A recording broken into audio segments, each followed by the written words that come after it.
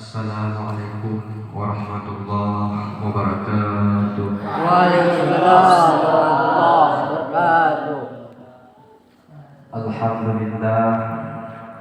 Alhamdulillahilladzi arsala rasulahu syahidan wa mubasyiran wa nadhiran wa da'iyan ila Allahi bi'idnihi wa sirajan munira. Allahumma shalli ala sayyidina Muhammad wa ala alihi wa sahbihi wa man tabi'ahu bi ihsani yaumil ma'ad, amma ba'du. Di awal langkah yang pertama, marilah oleh kita semua senantiasa memanjatkan puja dan puji serta syukur kehadirat Allah Subhanahu wa taala, yang mana oleh Allah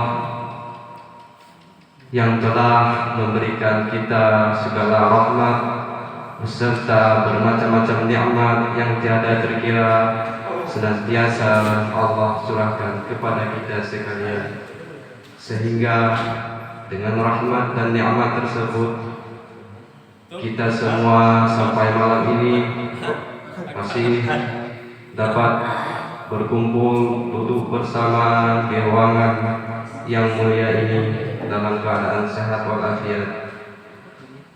Selanjutnya, sholawat berangkaikan salam tak lupa selalu kita alamatkan kepada baginda Rasulullah Muhammad sallallahu alaihi wasallam, serta para keluarganya dan para sahabatnya sekalian, yang mana oleh beliau yang telah membawa ajaran Islam yang sebenar-benarnya hingga sampai kepada kita semua, sehingga kita semua bisa membedakan mana sesuatu jalan yang hak dan mana sesuatu jalan yang batil, seperti yang kita rasakan pada saat ini.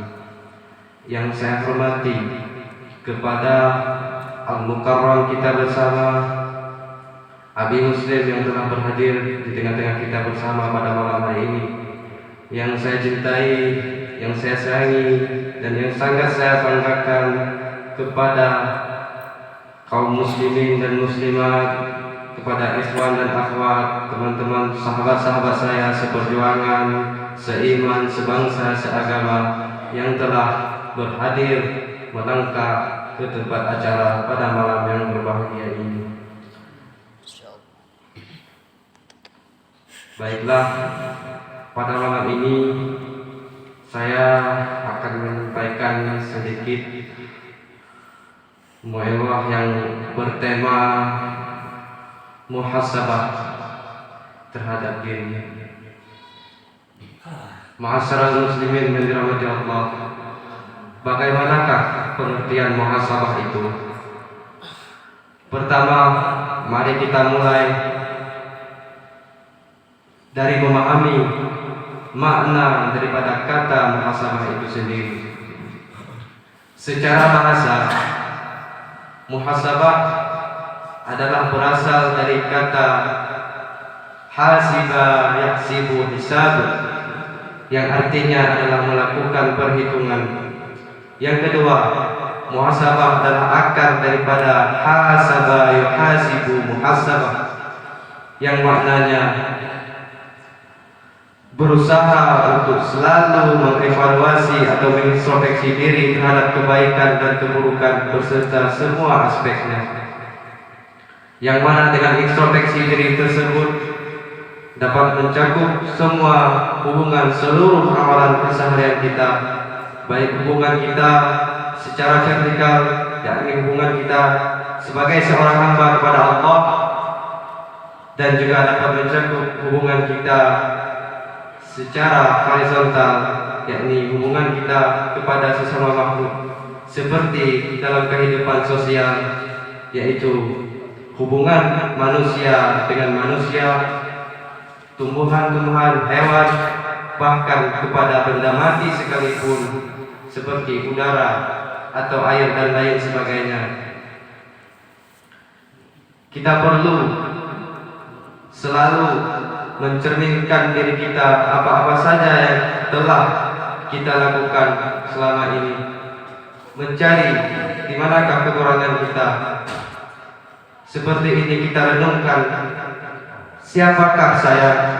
Bagaimanakah diri saya? Kemana saya akan melangkah? Apa yang telah saya lakukan selama ini? Apakah saya banyak berbuat dosa? Atau selama ini saya banyak melakukan hal-hal yang berpahala? Baik, dalam segala perbuatan, renungkan apa yang saya lakukan. Apakah yang saya lakukan ini Allah akan dapat meridhoinya? Apakah yang saya lakukan ini akan mendatangkan kebaikan atau justru akan mendatangkan murka Allah? Di situ kita renungkan.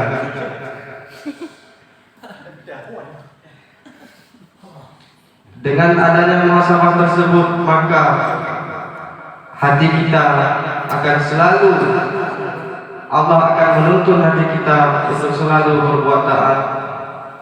Maka sangat pentingnya muhasabah itu. Sesuai dengan firman Allah dalam Al-Quran menegaskan pada surah Al-Hajj ayat 18. Bismillahirrahmanirrahim. Ya ayyuhalladzina amanu taqullaha wa tanzur nafsum ma qaddamat lighad wattaqullaha innallaha khabirun bima ta'malun. Wahai orang-orang yang beriman, takutlah kamu kepada Allah dan hendaklah setiap jiwa memperhatikan apa yang telah diperbuatnya untuk hari esok, hari akhirat. Sesungguhnya Allah Maha mengetahui terhadap apa yang kamu kerjakan.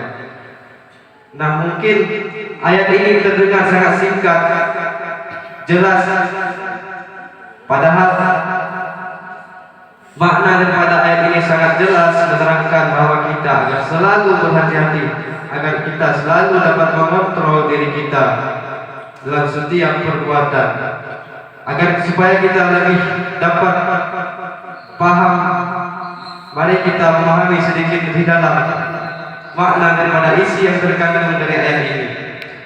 Ya ayyuhalladzina amanu taqullah, wahai orang-orang yang beriman, bertakwalah kamu kepada Allah, takutlah kamu kepada Allah. Perintah untuk takut kepada Allah yang dapat diartikan di sini adalah mengerjakan segala apa yang telah diperintahkan oleh Allah dan meninggalkan apa yang dilarang olehnya. Wal tanzur nafsun ma qaddamat lighad, dan hendaklah setiap diri hendaklah setiap diri kita memperhatikan apa yang akan diperbuatnya untuk hari esok. Nah, di sini coba perhatikan, kita kupas. Hendaklah setiap diri, berarti hendaklah setiap kita sebagai manusia perhatikan. Coba kita hitung-hitungkan, coba kita kira-kira apa yang sudah kita persiapkan sebelum kita dimintai pertanggungjawaban. Karena setiap perbuatan kita di dunia ini kelak di yaumul hisab akan dimintai pertanggungjawaban. Maka dari sekarang, apa yang telah kita tahu, apa yang telah kita persiapkan sebagai amal soleh kita untuk bekal hidup kita ketika kita dikembalikan menghadap kepada Allah di hari kiamat. Wattaqullah. Nah, ini mengukuhkan kalimat perintah takwa sebelumnya. Innallaha khabirun bima ta'malun. Sesungguhnya Allah Maha mengetahui terhadap apa yang kau perbuat. Maksudnya, ketahuilah bahwasanya Allah Ta'ala mengetahui terhadap semua perbuatan dan keadaan kita bagaimanapun. Allah tahu, meskipun besar walaupun kecil ataupun besar, maka tidak ada sesuatu yang dapat tersembunyi dari Allah. Meskipun itu apa saja dari urusan kita, maka tidak akan pernah luput dari pengetahuannya. Maka kita senantiasa mencerminkan, berhati-hati dalam mengontrol diri kita agar tidak terjerumus ke dalam murka Allah. Ini saya ingin bercerita sedikit. Jadi ceritanya begini. Ada seorang santri yang sedang menuntut ilmu pada seorang guru di sebuah pesantren. Jadi si santri itu bertahun-tahun telah ia lewati dan berbagai ujian telah ia tempuh, hingga tibalah di suatu ujian terakhir.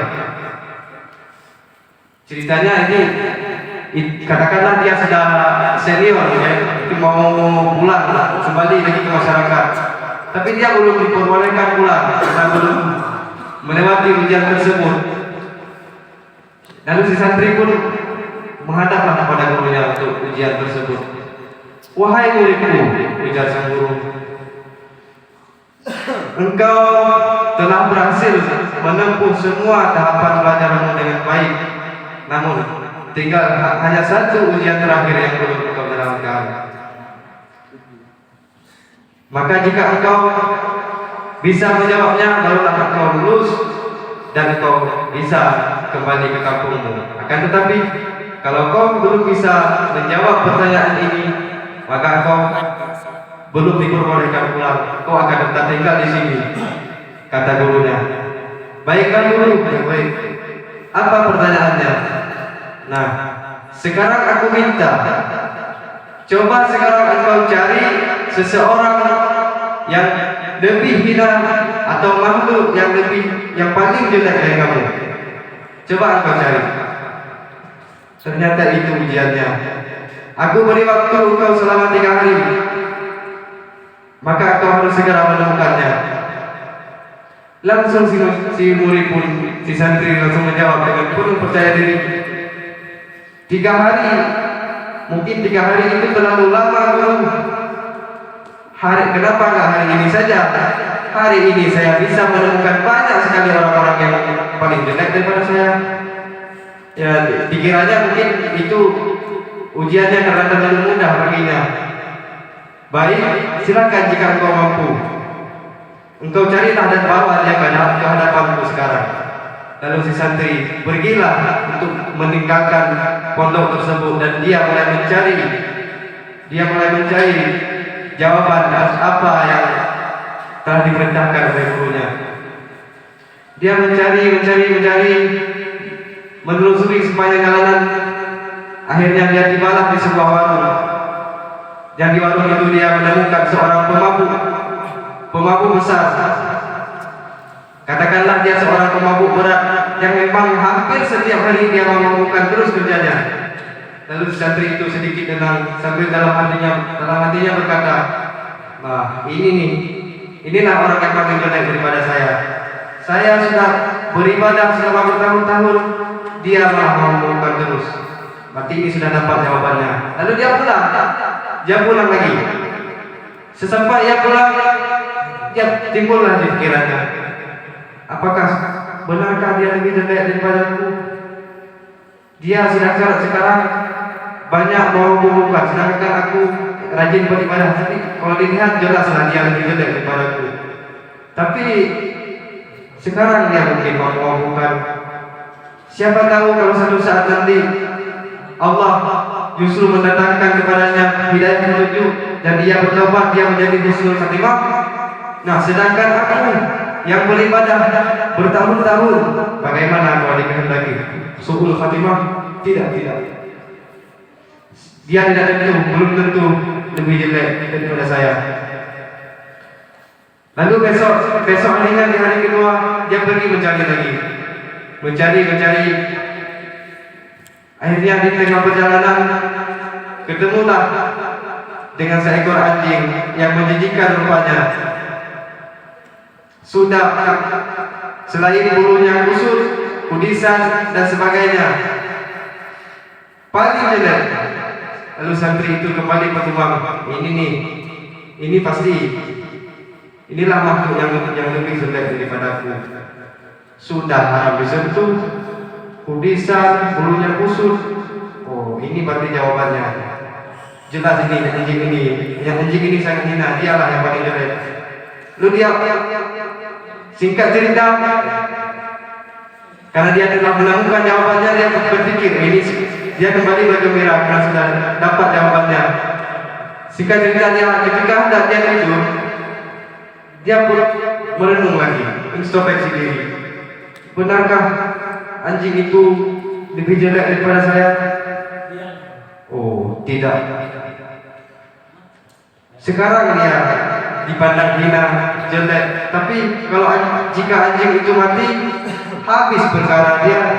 Dia tidak dimintai pertanggungjawaban atas segala perbuatannya. Nah, sedangkan aku yang banyak sekali beribadah, bagaimana kalau aku banyak berbuat dosa? Tentu aku akan dimasukkan ke dalam neraka. Tidak. Saya tidaklah lebih baik daripada anjing itu, dia berpikir. Lalu di hari esoknya harinya, di hari ketiga dia memutuskan akhirnya untuk ketemu dengan gurunya tadi. Gurunya bertanya, bagaimana muridku? Apakah engkau sudah menemukannya? Sudah, guru. Murid menjawab secara perlahan. Ternyata orang yang paling jelek itu adalah saya, guru. Guru pun tersenyum. Karena di antara orang-orang atau makhluk yang menurut saya itu sangat jelek, saya tetap tidaklah lebih baik daripada mereka. Saya tetap lebih jelek daripada mereka.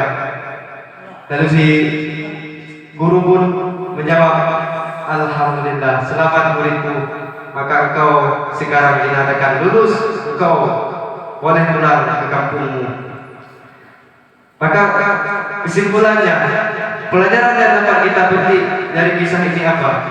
Selama kita masih hidup di dunia ini, maka kita tidak boleh sombong, kita tidak boleh merasa bahwa diri kita lebih baik dari yang lain, karena kita tidak tahu bagaimana akhir hidup kita nanti. Karena yang berhak sombong adalah Allah yang telah menciptakan kita semua.